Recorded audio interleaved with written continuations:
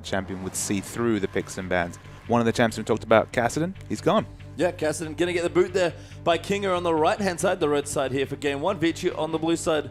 Ban out Azir now as well as that Rengar here. So some of the picks we did discuss in that pregame now getting considered. Rek'Sai there as well for King. The strategy behind banning it on blue is very interesting to me just because it suggests to me that they're looking to not give over Azir and another powerful pick when they have their first round pick here. So maybe they're looking for a Janna first pick and not giving away too much to the enemy team.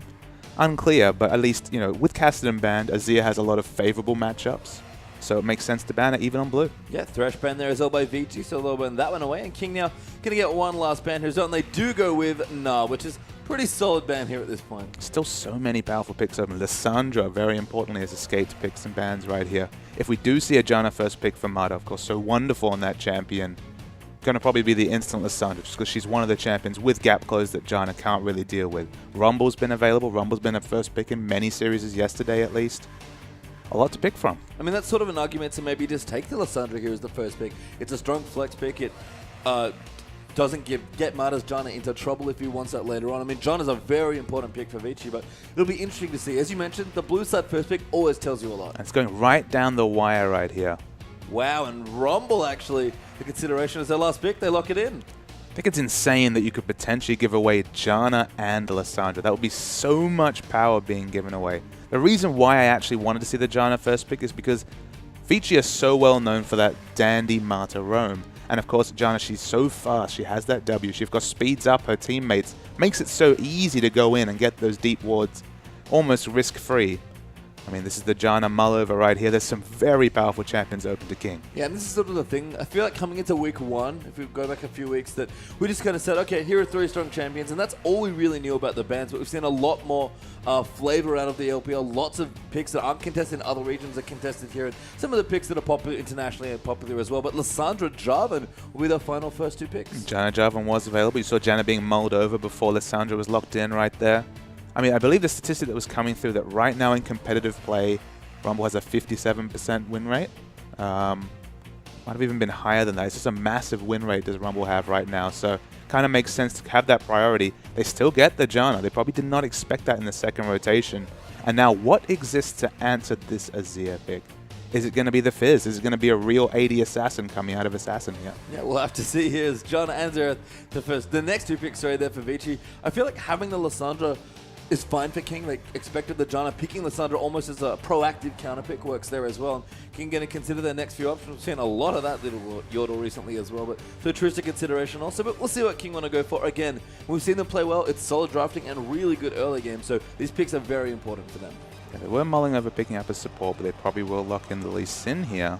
Yeah, Lee Sin Tristana are going to be the 2 picks there for King. But they have really kind of locked in their soul lanes at this point. They've got both Lee Sin and Jarvan selected, so it's probably going to be the Jarvan top, probably going to be Lissandra middle. A lot of free information open to Vici right here, but they've of course locked in their souls as well. So I just feel like in this case, Vici have a lot of information about what to do. Only the support is missing out for King, and I guess they're kind of debating, do we go for that Nami to have a bit of more laning power with the Tristana, a bit more disengage, or do we just wait and see what kind of comp Vici rounds out with and go from there? Yeah, we'll have to see here as Vici considering their last few picks as well. Very popular AD carry hovers for Vasily now as well, and he's definitely had some decent performances recently. That would be pretty interesting, and Vici are going to go for it. Sivir and Nunu are their 4th and 5th picks. Dandy Nunu. That is a really tantalizing pick coming out right there. It has so much potential for counter jungle.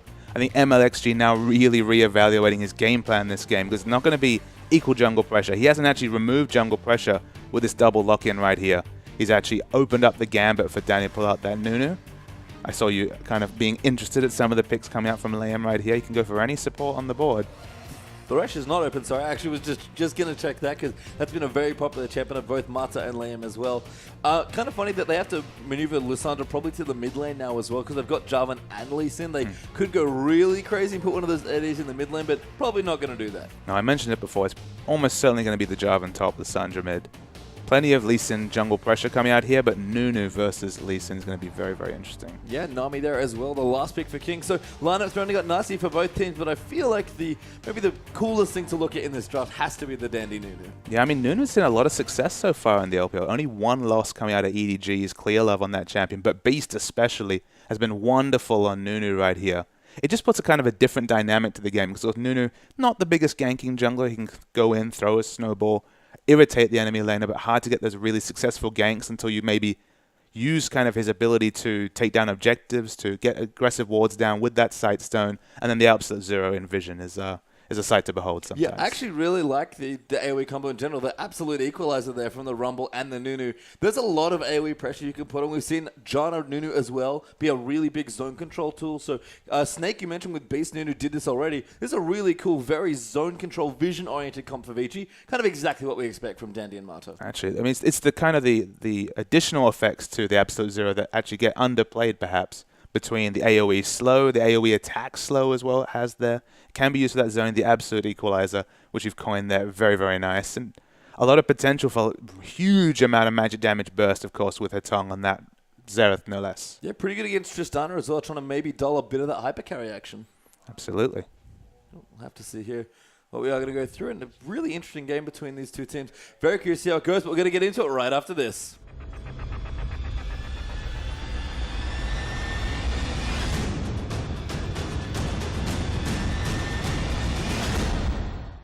And welcome to the Rift here. Vici and King are out on for their first best of two of this day in their first game, of course, as well. Vici on the left-hand side. They're our blue team here for game one.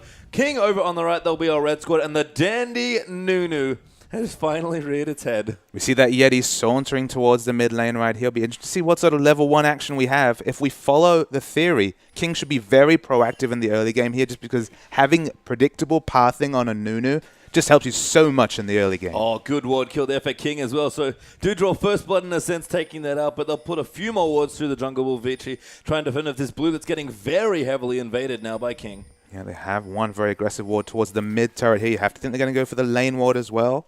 So they really want to get the lanes there, what they want here. They really want to keep this Nunu on the back foot, because we've seen in that Beast versus Gamti match just how much damage a Nunu can get if he can move freely in the enemy jungle. Yeah, and this is sort of the recipe early on for King that I think we're looking for.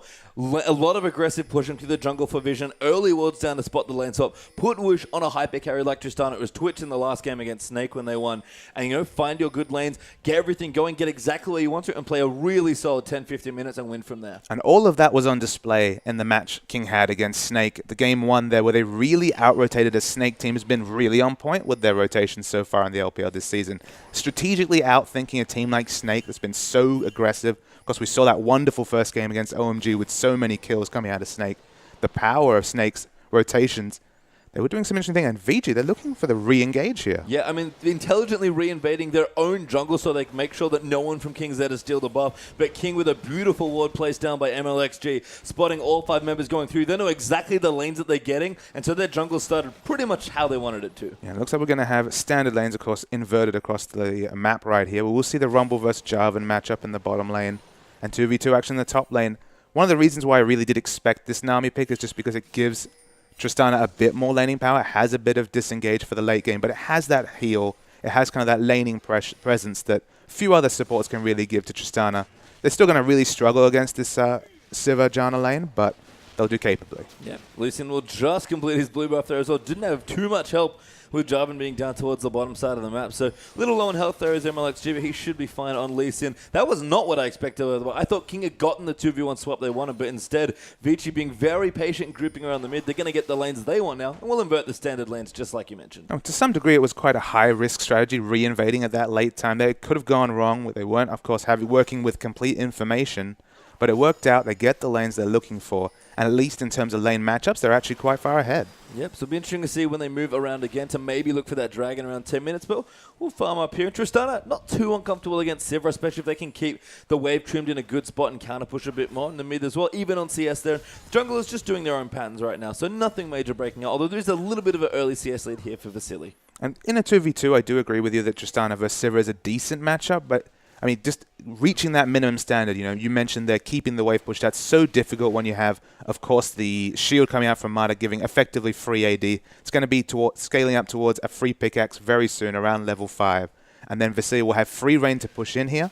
And, of course, it should give the Nunu plenty of space and opportunity to go and do some aggressive counter jungling on MLXG's Lee Sin. Yeah, and acceptable but not exciting perhaps there in the top lane. As Sky now will CS under his turret. Very nice using the Jarvan passive. Does miss one there, but he'll be okay. And very even here. Carry pushing quite aggressively early on. This is a really weird top lane matchup.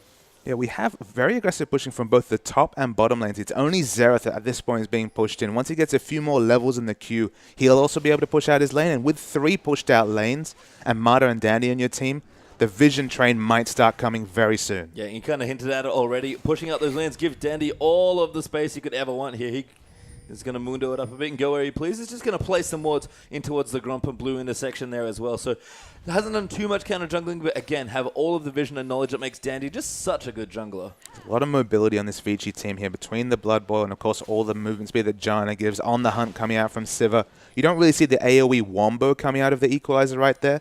And you mentioned it before. It might actually be a lot required from the Absolute Zero, but Wushin's going in. Yeah, Wushin going in already. MLXG going to chase Q onto Mata, does land, but he does actually safeguard away. Not wanting to chase, just a good bit of trade damage there on the top side. A very successful gank, though, for MLXG, just because it relieves so much pressure from this Sivir Janna lane. So putting Sivir Janna on the back foot, of course, Janna, when she's in a winning lane, providing that AD, topping off that shield, it's really good for your ADK. But when you're behind, of course, doesn't have many other laning tools.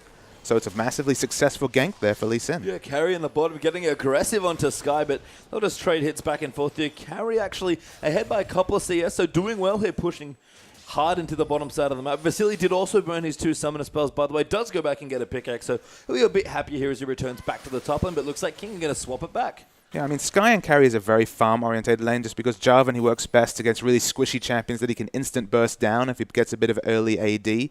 Against this Rumble here, if he ever uses his gap closer, his flag and drag aggressively, he's really in danger of being reverse bursted down once the Equalizer comes available. So expect him to play pretty passive, uses regen here just to queue under the wave and get as much CS as possible, but probably going to see a very strong Rumble coming out at the first Dragon fight. Yeah, and always a scary thing as well as Woosh returns to the top lane. Also didn't go for the swap back there.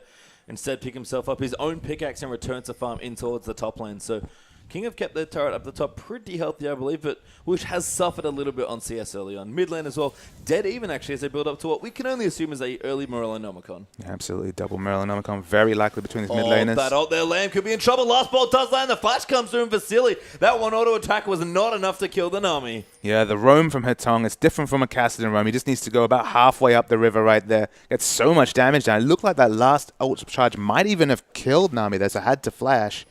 But everybody's taking turns really putting aggression on this top lane and getting people out of their comfort zones. And maybe take a moment just to reflect on how good Xerath has looked in the LPL this weekend and last weekend as well. A lot of players have started picking it up. You know, Barker was maybe on the Xerath train from Snake, but all in all, we've seen a lot of successful Xerath, even Dandy just in the last series. Yeah, Barker's been pioneering it. Dade. Dade, Dandy, both Ds, both from time. Korea, but I mean, it's one of those picks that's really, really powerful in this current meta here just because it has so much wave clear. And the ult's basically an assassination tool once you get enough AP on it. So it's one of those champions that the mechanics to play it are actually quite difficult, especially that ultimate can really take a bit of time to get your eye in. But now that people are starting to play it, now that everyone's pressuring their carry, say, all right, you need to pick up Xerath as well, we're starting to see it become very common. And there's not that many champions that can deal with it in lane. And we know how much damage it can do in the late game. Yeah, it looked really strong here. And Sky actually had to burn his teleport. We saw a bit of pressure there in the mid lane. So Jarvan attempted to help in. Cancelled it, of course, to has a slightly reduced cooldown. But early action here, Sky down the bottom onto Mata. That's very low there. The Cataclysm also coming in. Forcing the flash out, though, was Carry will return in kind with the telebot. It was a wonderful exhaust coming from Mata. It completely negated any of the damage from Cataclysm right there. There was the longsword in the inventory. It would have done about 200 burst damage, the Cataclysm right there, but exhaust completely negating it. Very good use of summoner spells, and Mata lives to die another day. Yeah, Tong with his blue buff now as well. Going to continue pressuring Assassin. And again, these mid laners have really farmed it up in the early stages. Assassin going to walk over and get his own blue buff there as well. Will get spotted up by a ward. The ult not up. Oh, Tong actually used it. I wonder if he's going for a steal. No, it doesn't look like it. Assassin will pick up the blue for himself, and MLXG kindly donates that over to his mid laner. It's a very big strategic outplay having Vici rotating their bot lane down back to the bot lane here, just because Sivir and Janna, there's nothing that a melee range top laner like Jarvan can do in that 1v2 situation. And of course, they give themselves the dragon control there. So it's a double win from Vici. Okay, they don't have the teleport up on carry right here. Of course, the Equalizer is such an important tool at the dragon fights. but it's still a very nice strategic outplay by Vici. Yeah, and they know with both the cancels coming through that Sky doesn't have his either, so we're going to be 2v2, maybe 4v4 unless people start walking down from the top lane. So King going to settle in to continue farming these lanes here. Whoosh actually even now on CS with an Avarice Blade for Tristana, so on the way here, but again, we talk about it all the time with Trist. So important to not just get the 2 items really, but make sure you get to 3. Absolutely. The Avarice Blade might indicate an early static shiv there because static shiv does give her a little bit of mid-game power. Of course, the power trough is still a very relevant thing until at least those 2 AD items come in. But of course, he does have Dandy with the Blood Boil here to help him get over some of that power trough in the mid-game. With the Blood Boil running, with those big AD items, Tristana very relevant in the mid-game here. But there's a lot banking on this Tristana. It's the only consistent damage they have on the King side, apart from the burst of their top and mid laner. Yeah, unfortunately, unavailable to King unless Dandy breaks the game and misclicks horribly. Of course. My mistake. He's going to clear out a ward as well. That's actually what I wanted to ask you as well. What does the Blood Boil really do for this Vici team apart from get some of the more melee-focused champions in closer range? I mean, Sivir, of course, will always be closing the distance right there, and having extra attack speed on her doesn't help her with her tank-busting ability. We've actually seen Jarvans really deal well with Sivir if they stack armor, get on top of her. She doesn't have a lot of options there. So maybe they'll actually focus on using it for repositioning of someone like Carry. If Rumble can get into the perfect spot, overheat with that equalizer, apply the Zhonya's, the Blood Boil is successful. And just, as a mobility tool, the attack speed doesn't always have to be a relevant statistic. Yeah, for sure. I mean, Blood Boil is still a very strong ability. But it's just interesting to see that, not quite the Aurelia Nunu, which I think was a combo we saw in the LPLs. We return down to the bottom lane, even CS still for these AD carries who are really going at it. And King's bottom lane, are definitely getting the better of this push. Now, I assume Whoosh is maxing Explosive Shot here, or at least has a number of points into it. And that is going to make the early counter push here as he gets more levels quite a bit easier. Yeah, it is the Explosive Shot max right here, and Vasili's not looking to push in the lane. Of course, he has the option to do it here, especially when he's topped off with mana for the extra AD. But there's not always a reason to auto-push every lane. It sometimes puts you in really risky spots with jungle ganks. It looks like King are going to make a rotation here and take the first dragon. Yeah, Dandy was spotted top, I have to assume. The ult is actually coming through for Xerath. Going to try and poke down MLXG, but he's going to be safe there. Nami for a bit of heals. Xerath's going to come in. Can he steal it? No, not quite enough. The teleport actually coming in for Silly. And Marta going on to MLXG. Whoosh has to be careful. That's an amazing equalizer, but the Rocket Jump going to get him out. MLXG, though, not so lucky, gets taken out by Sivir. The zoning equalizer there was wonderful from Carries. Why you never want to fight against Rumble, and there's chokes right there. We also see another exit kill coming out for Dandy here. 2-0 is the pickup. About even, you'd have to say, in terms of a trade for that first dragon. I mean, back in the day when Dragon gave gold, absolutely. Hard to say now exactly how much it's worth, but I think Vici will take the trade there after losing the dragon. Seems absolutely fine as we return to the mid lane. Morella Normicons are plenty there, as both Lissandra and Xerath have finished theirs up as well. I'm just kind of looking through some of the other items. Nothing super major completed yet. Sky, though, has gone for a Hex Drinker early on to help against the lane. I definitely think you're on the mark in terms of the fact that obviously we do see a gold league coming out. 1,600 is the gold for Vici right here. But you have to consider the fact, you look down this Vici gaming lineup, both Rumble and Sivir on this team means they're looking to monopolize dragon control. So being able to get that first dragon, get that boost in stats, right now it might not be a big deal, but if we do see the next 2-3 dragons going to Vici, as you'd expect given their vision pedigree and of course the comp they've picked up right here, it might be invaluable, those extra 6% later in the game. Yeah, it's kind of a weird thing to quantify as well. We know that the 5th dragon's really good, and of course the only way to get to 5 is to take the first 4, so maybe the stats a little tricky to work out, but just the fact that you have one and the opponent doesn't that's easy. That's absolutely important. And before the season started, there was a lot of people kind of speculating that, all right, games don't usually go long enough for the 5th dragon, but we've seen a lot of 5th dragons being picked up in the LPL so far here. The game time has increased about 5 to 10 minutes from previous seasons, so it does become a relevant concern.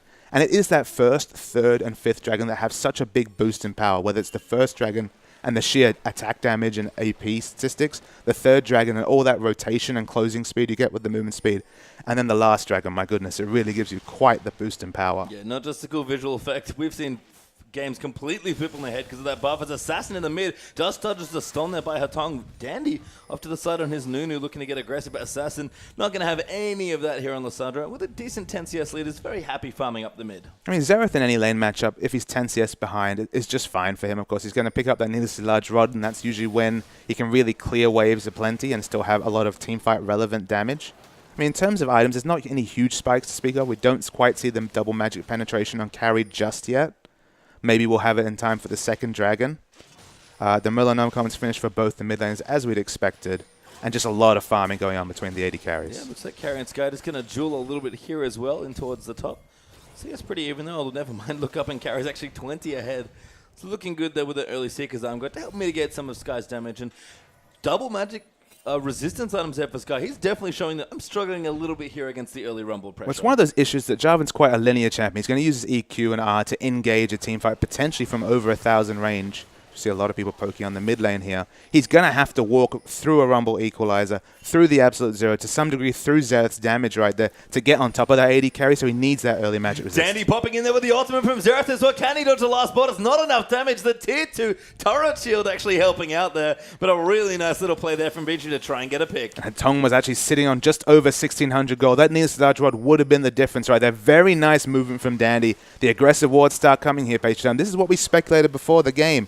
Once they start to open some distance here, Vici's going to try and monopolize vision in the back line. Yeah, Lamb forced to flash, and Vici will get their first turret of the game. In fact, the first turret of anyone at all in this game. And the crucial mid turret being taken out there as well. Dragon not quite ready yet. It's going to be a couple more minutes until we get there. But Vici is starting to already look like that big vision control team that we talk about. I mean, just look at this mini-map, Patreon. The map is littered with wards, either in the red side, top side, jungle right there.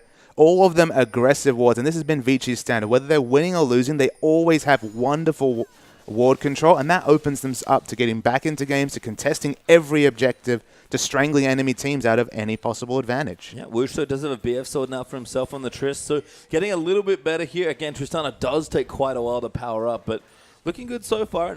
Be curious to see if Wush wants to go for a quick Infinity Edge and just really hold on to the Avarice play, but we'll have to see here. Vasily comfortable, goes back, gets his IE, and the CS from the AD carries equalizes. Absolutely, and there's not a lot of CS between those two, and that's the big deal here, is that, of course, Sivir is expected to win lane by about 20 to 30 CS right here. So that the amount of time when Sivir is considerably stronger than this Tristana is getting shorter as the match goes on. We'll have to see. Checking in with mid just briefly. Assassin up about 12 CS there as well. Both of them have actually gone back to shop, and needlessly large rods are completed. So big amount of poke for Xerath and burst for Assassin have come through as far as AP damage goes. So there'll be a much bigger threat here. So Tong, actually, that's a beautiful stun. And now Dandy going to come in as well. Actually, might turn it around. That's going to force the flash out from Assassin. Can't dodge, does dodge the last bullet. Never mind. Dandy going in, does pop his ultimate. Snowballs as well. That's an amazing ult though from Lissandra to save herself. But Tong's on there with the W and cleans out Assassin's Lissandra. Yeah, Dandy Sauna's in on that yet, and they do pick up the kill here. And MXG's in trouble. That's a ridiculous amount of damage. MLXG forced off his own tier 2 turret. They're way back to base, and with Dragon up in 40, that's a great bit of pressure from Vici. Yeah, that first Dragon is going to start looking invaluable if they can keep up this amazing vision control here, Vici. They've opened up the enemy red buff. They're going to take that. You have to think the Dragon's going to be largely uncontested because there's so minimal warding coming out from King right here. It's pretty much the Vici Vision show so far. Yeah, and Dandy's Sightstone Nunu has been the cornerstone of the strategy, it looks like. And I guess it's obvious when you think about it, but Consume is going to make that objective control that Vici love even easier as well. So forget about Blood Bowl not being maybe at his best here. Is Woosh actually going to go in? Vasily forced a flash and pops his ulti. Looks like Sky's in the back, though. He's teleported down here. Now the tidal wave is going to roll in. Vasily in trouble. The port coming through from the top as well. Sky actually going to go back in onto Vasily. A bit awkward from Mata, but they do get that first kill. Now Woosh getting chased up by Carry. A good bubble there into Jana, but it's not enough. And now Nami forced to run away. The smite came in there from MLXG to try and save Nami. Almost gets the Q there from Hatong, but it's not enough. Carry, though, will get the double for Rumble. In fact, MLXG might be chasing down as well. Has to be careful, though, but he'll get back to the safety of his minion wave. Really elongated fight right there, but the flash from Carry on the bubble was wonderful to pick up the second kill right there. It looked like his teleport was late. I was like, wow, he's really entering this fight late, but it turned out to be picture perfect. He picked up the first kill and then the exit kill on the Nami. Wonderful play from Rumble right there. And this Rumble, he's powered up. That's a needlessly large rod straight bought from that engage. Yeah, channeling a bit of Lord Flame from yesterday. Just really going for heavy damage early. It looks like an early Zonies might be up for Carry. Oh, we see the replay right here. So the teleport comes in so late. I thought they would easily be able to DPS down Sivir right here. Sivir gets solo, but she's blown back. And this is where Carry starts things. The flash on the Aqua Prison is insane from Carry. They're able to follow and pick up another kill out of this. Not much MLXG can do right here. The snipe's so close from Hatong as well, but that Rumble is going to be insane this mid-game, and this is not a objective that King can realistically compete with. Yeah, no, so Vici will secure themselves their first dragon and the second of the game. King don't want to go anywhere near this powered up Vici lineup in the mid game, and Carry is casually going to walk through mid up towards his top side of the map as well. Still about 20 CS ahead of Sky, who's still working on this Jarvan, and we've seen this a couple of times. Lane Jarvan, it's a great blocker pick when you get it in a draft. It's a good flex pick, but man, do you feel like your lane's just always so rough. Well, we saw Flandre playing it, and he was happy to opt into really bad matchups. He was in a 1v2. He was just kind of sauntering around. He's behind in CS. But, I mean, Jarvan's kit has so much utility to it. He doesn't have much of an item cap either. He's actually similar to Rumble in that regard, just because he can impact a team fight without many items. The difference with Jarvan right there is that if he can really stack one stat really effectively, he can get on top of someone. He has so much CC that you can't really get out of his face. And if you can't kill him, he can be very distracting in a team fight. That was a very close steal there for Dandy. No smite available for that Nunu, unfortunately, and not in range for Consume. So MLXG kind of kites the blue around, and Assassin will get it. So target acquired there for that blue, a very important pickup for King's mid laner. But you can see that Vici are fighting just for their own buffs, just for their own Raptor camps, just for anything on the map right here, just because of the amazing vision struggle. And we come back to discussing that Blood Boil.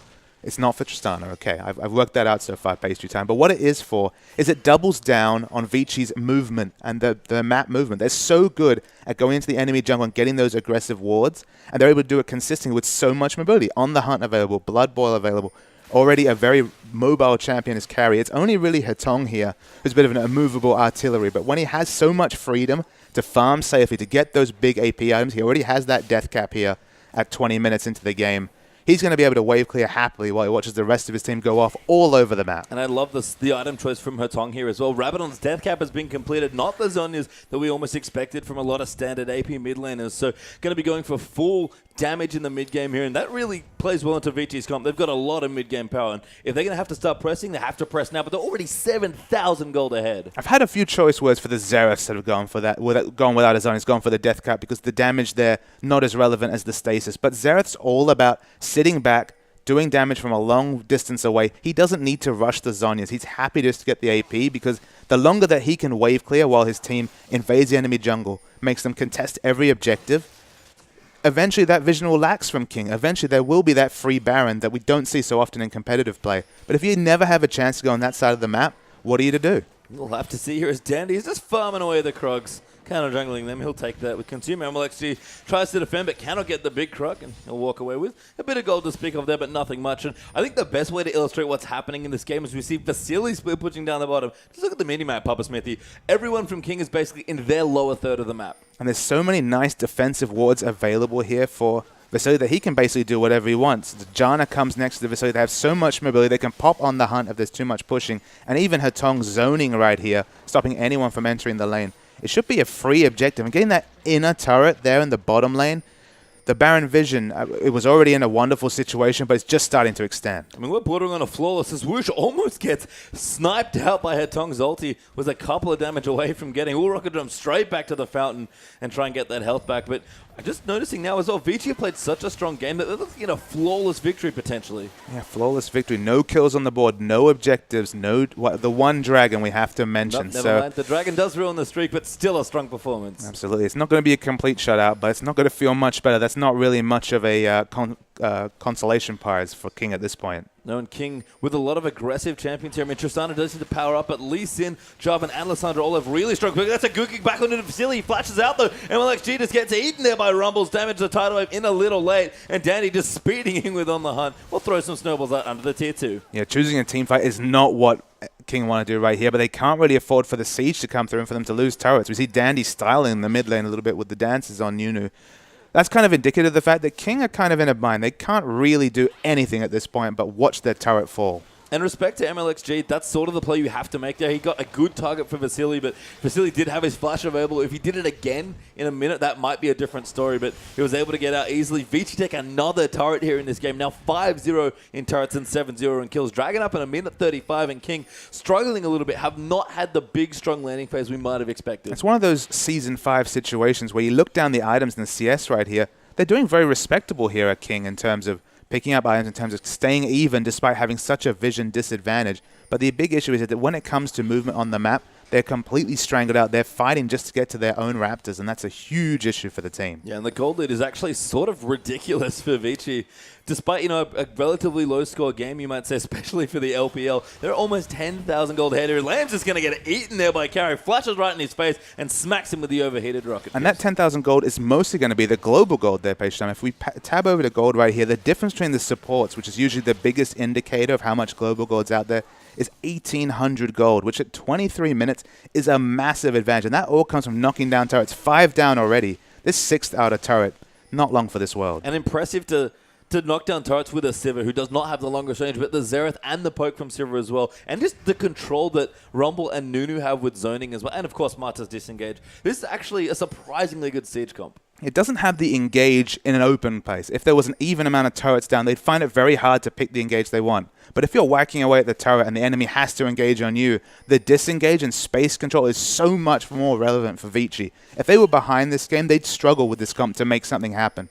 But they've used their comp so smart, they've doubled down on the vision from those 2 carries, from that Dandy and Marta, and it's really working for them when they're ahead. And maybe a little sign here that things for Vici are looking up. Not only do they look stellar in the first 24.5 minutes of this game, but there are a full 5 pink wards out on the map. The synergy may be real, Papa Smithy. It's wonderful to see those down. It's, of course, that 500 gold investment that gives you so much exclusive vision to see once again the long-range artillery shots coming out from Hatong. I guess my only pause, though, Pastry Time, is we've seen Vici have excellent game performances, but match performances over the 2 games, that's not something they've been able to string together so far in the LPL. We'll see, but looking great here, at least in this first game here against King. And still, 5-0, 8-0 is quite the score. It looks like Vasily and Hatong have been the big benefits of a lot of gold. Actually, Rumble as well, 4-0-2 for Carry. That's a second needlessly large rod. Yeah, I mean, it's almost 3,000 gold between the top lane and Pastry Time, which is a massive amount. And Rumble, I mean, we talk about how well he operates when he's behind. He's still a relevant force. He scales very well with the AP when he's ahead. So any sort of structure fight, anything over a neutral objective like Dragon or Baron, it's going to be some explosive damage from that equalizer. Yeah, we'll see here. I believe 3 dragons done for Vici now. So no, just the 2. King do have their first one as well. MLXG here scouting in towards the top lane, trying to clear out some of these waves a little bit more. But again, so scared of walking through their own jungle. And Vici have done such a great job forward ordering. This Baron might just fall without a contest from King. Yeah, it might do here. We see everything's up. The Scuttle Crab's dead. The pink wards are down on the map. They have aggressive wards. They have some idea of where the defensive positions have come from King. King are probably going to make a desperation initiation soon, but it's going to be in full vision. It's so hard to get a pick with this pick comp, with the Lissandra, with the Jarvan, if the enemy team has advanced warning. And it's just such a Vici team comp. I think it's the best way to put it. If we think of Vici as really being Dandy Marta and some other guys who are playing much better than they were a few weeks ago, looking great together here, this is the type of comp that we expect the big utility Vision Kings to play. Yeah, they got that Janna in the second rotation. I think they were really surprised to see that there. It's opened up a lot of potential. It looks like the fight's coming, though. Oh, and Vasily just spell shields that tidal wave off to Assassin in trouble now as well. Almost gets taken up by the Zerathos. He's Skyforce out as well. Carry just pop the equalizer. He's going to go in with the flame shoot of Vasily now onto lane. He's forced to flash out as well. And Dandy, he wants to go in but doesn't quite do it. Vici forced him off a turret, and that might just break the base. Yeah, the equalizer there wasn't actually what they were looking for, but it did the intended result. It stopped any aggression from coming in, and now everyone backing from King at the same time means they're going to rush down this inhibitor turret. Yeah, General and Nunuwalt still up as well. Dandy just going to throw a snowball into which say, get out of my face as we take your inhibitor turret there as well. Can't get the inhib yet. Sky is going to get poked a little bit there, a little bit more as Hatong joins in as well. But Vici again, slow, steady, methodical, clean out the vision and just push you back towards your fountain. And worth noting, this is a Sivir comp, so while it has a lot of wave clear, it's quite poor at actually taking those turrets. So to take an inhibitor turret at 27 minutes is actually a massive boon for Vici. It means that whenever they do get that inevitable team fight win, they can rotate, pick up the inhibitor, and potentially they'll win here. So a massive win getting that inhibitor turret. And that may have been a result of just maybe a misfire from King, or the fact that they know they have to go in. They're so far behind in this game that they made a move. Vici used their disengage tools perfectly, re-engaged for the fight and went in, and it was all good. But even Vici, when they've sieged turrets with the poke from Zerath, have still looked good. Both reactively and proactively, Vici look in complete control of this game. Whenever Vici gaming are ahead, there are no isolated events. Everything builds upon everything that's happened earlier. When you've had a vision advantage to this degree for so long, there's no, oh, we made one bad decision. It's, we're forced into a corner. We're standing over here. We're feeling claustrophobic on the rift here. And we make these decisions. And sometimes they come off, sometimes they don't. But consistently, if Vici can apply this sort of pressure, they will win far, far more games than they lose. Yeah, we talked about the poke before. Hatong Zerath is rather far ahead of Assassin here. A full death cap up, or it was before the need to see La Droga picked up by King ahead. A mountain of gold there for that Xerath, who doesn't even need a Void Staff at this stage of the game. A lazy 550 AP. I mean, obviously he doesn't want to put too much of that damage onto Sky. He has a lot of magic resist stacking up, but everyone else is going to be deleted. Yeah, and you know, when your carries get poked off from a screen or screen and a half away, things go bad for you quickly. So Vici maybe going to set up the artillery again here with Xerath. Look to close out this game here. And again, still 6-0, 8-0. Baron is an objective. Dragon should be up in a couple more minutes as well. 3 damage items also done now for Vasily. Mikhail's done here for Matas Jana as well. I mean, even 8 is done for Dandy with a Glacial Shroud for a potential Frozen Heart. Everything's going well. But you have to admit that King have done a very good job of finally starting to strangle some vision back of their red side jungle right here. There are some pinks down. Not all the wards have been cleared, but it isn't quite the death zone that it was for the last 10 minutes or so. Yeah, no, they've actually gone a little bit further out of their base, getting some more farm here. Whoosh actually keeping competitive in CS is great for their team. 2.5 damage items done there for King's AD carry, so looking good as well. Also, Lissandra 2.5 as well. So King are a few steps behind here in general. They're 10,000 gold behind. That's not a surprise, but looking good. And if they can keep going, maybe 10 more minutes of farming, if this doesn't get any worse, King definitely have a chance with their more late game focused comp. And King, this settled lineup that top the LSPL, they have good players across the board, and if you look at the CS values specifically, if you ignore the top gold values, they look very competitive. They're not, I mean, you see that Sky is, 30, 40 CS behind. Everyone else is within a shout of their opponents. It's certainly not the 10,000 gold, but this is all macro strategy play from Vici. It's the Vici that we see when they're ahead.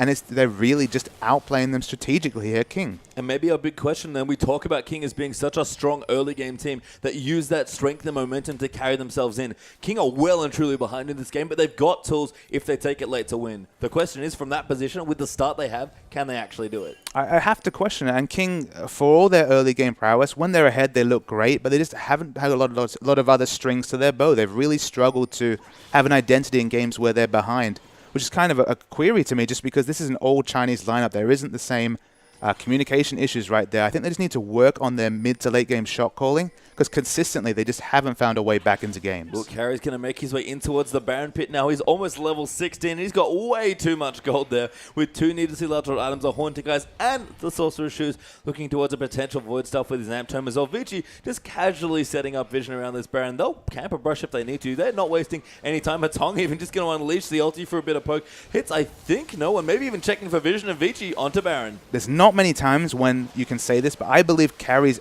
overheated Flame Spinner might be doing more damage than the Equalizer in a team fight here, just because of how much AP is stacked. Oh, Assassin going in, laced in! He's stolen the Baron, the Equalizer goes down there. Mata will actually fall there to Tristana. Now Assassin moving in as well, dodges the Q there. Vasily just flashes in forward, but he's getting dumped there by the Cataclysm. Does actually take out Liz, but goes down to Jarvan, and King might have found a way back into this game. Unbelievable steal coming out right there. You have to question Dandy's Smite. He had abilities to use Consume and Smite right there. The gap between those abilities was not acceptable, and that is stolen away. And we've seen how many times so far in the LPL that this reset button of picking up a counter Baron can do to the enemy team. King have just got another lease on life. They've really just opened things up. That was a second win they did not expect. What a steal from MLXG there to kick that off. Whoosh now also powering up. Level 15 into this Triss. Second Dragon going to go over to King as well. We may have thought it was over Vici. When one little slip happens, you lose control instantly. So we see the replay right here. Assassin comes in, the Smite misses, and Lee Sin just comes in and steals it. The Prince of Thieves, for once, is the person who's pickpocketed here. We see the Equalizer come down, but so much of it is negated from the stasis right here. Vasily's like, all right, I need to get this kill. But of course, Sivir without flash is instant free fish food to Sky. And now VG's front line's gone. They have to back away. That's a massive, massive turn in the game right there. And they've shortened the lead as well. 8,000 gold behind now. Not too bad for King. They've got Baron pressure now as well. And they still have that mid inhibitor up. Vici haven't even looked like pressuring it so far. So that is a big deal here. Now Whoosh has got 3 damage items as well. Rabadon's death cap on the way for Assassin. Things are definitely looking up after that great steal. Yeah, the minimum right here after they've already taken the Dragon off the back of the Baron here is to at least get free farm and to close this gold lead right here. And it's starting to be felt. Look at this AD carry right here. 3 big damage items down onto Tristana right here. She's looking very strong. The mid-game hump is over. Dandy. The Baron buff... Oh, wow. Just stolen away. He gets that one, but it's hardly the important objective right there. He'll take it, but the free farm will be on at least for the next few minutes. That reset button's so strong, that Baron. Yeah, and just such a great thing for King as well. Looks like carry... No, never mind. Just going to come in now on Rumble. clear some things out. MLXG off to the side. Thinks about going into Mata, but thinks better of it here. Dandy will spot off the pink ward with the Raptor sense as well, so we'll go in here. Just trade back and forth for the junglers, but Vici kind of realizing, all right, we're going to get our aggressive vision back here and push you back in towards your base again. And we mentioned it earlier in the game, it's very hard for Vici to make things happen. They don't have the engage right here, so King will be smart to sit back here, get some free farm, continue to close this gold lead right here. They should not give a free inhibitor away. They do not need to do that. No, they're going to have to fight here. Dandy going to move in. Tycle's Blessing doing a little work here as well for Liam. And Vici forced out of the base despite poking Assassin out back towards the fountain. So King are just digging in deep here. And the question was, can they fight back? They're certainly fighting now. They can definitely delay this game and then engage the game on their own terms very, very soon. We see a huge wave of minions in top lane. That's split pushing this one. Should be more global gold in the pocket. The idea of the perfect game's well and truly out the window right here, Pastry Town. Yeah, we simply instead have a game here as Vici's still ahead, going to go in onto Assassin. He gets eaten there by Cowie plus Xerath. Now Whoosh in a whole host of trouble as well. Forced to jump out here. Dandy going to move in. Sky going to get slowed. Dandy with a good flush. Snowball Vasily going to chase him for the damage, and Whoosh cannot get out of that as Vasily takes that. That's 2-0 Vici. A heroic equalizer coming out, doing so much burst damage that Assassin dies with his ultimate up. He, of course, has 5 seconds of stasis he could have used if he was able to get that first ability out. He couldn't. He falls, and you have to think the game's going to end right here. Yeah, Vici with the Blood Bowl. Nunu may be good after all. He's going to take out some structures. Still 3 members left for King. They'll fight back here as Lamb just gets eaten by the Rumble damage. Flame Spitter will turn him to a crisp. There, Vasily gets kicked back. That's not a bad start. Dandy, though, with a good op. Mutts are going to kick them out of the absolute zero as well. And Vici look like they can close out the game. MLXG would have to make many miracles happen in a row. Instead, he just goes down. That's maybe the ace coming to Assassin. Doesn't really want to be a part of this. And Vici are going to take out the next and take their first game. Almost never see this sort of snowball coming out of a Rumble, but he's doing so much damage with the Flames, but they finish off the game right there.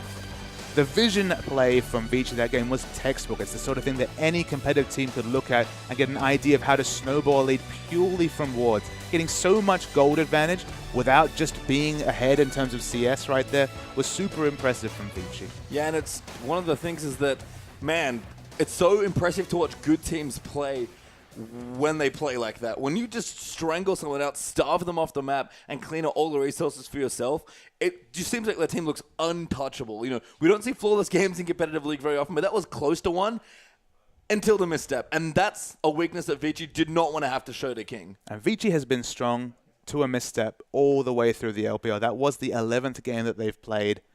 Their missteps have been quite pronounced, so let's not pronounce King dead just yet. They're in with a fighting chance in this second game. Vici have had a lot of trouble closing out series right here. And that window, we saw the Baron still right there. Anything can happen in League of Legends. Yeah, you said it, Papa. What Vici do not want is a 1-1 split yet again here. So we'll be back. Can Vici go through for the 2-0? We'll find out as the game 2 between Vici and King is